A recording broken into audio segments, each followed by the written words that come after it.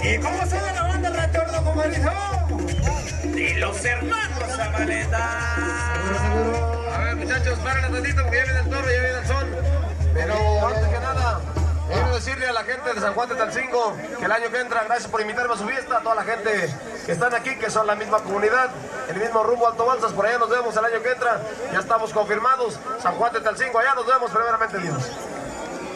Ahora sí, ahí está, señoras y señores, viene Último Guerrero, la número 9, aquí está el Doradito de Puente, y vamos a ver qué suerte le prepara el destino al Doradito de Puente, señoras y señores.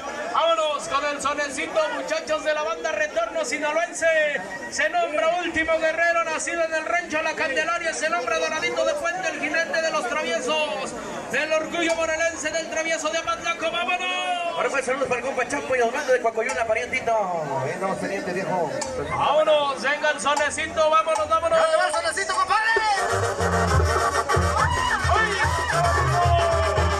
Ahí le va el saludo, comisario. Saludos, comisario. Ahora sí, el sol de segunda, vamos para allá.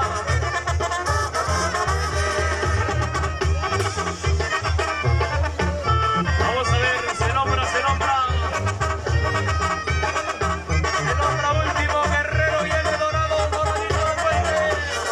Último Guerrero, aquí está el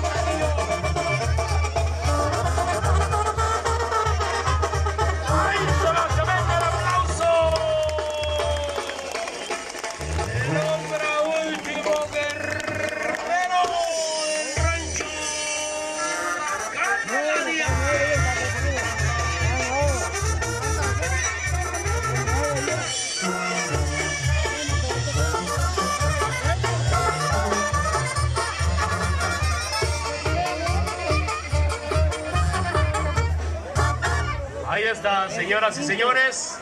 Vamos a los aplausos. Si usted cree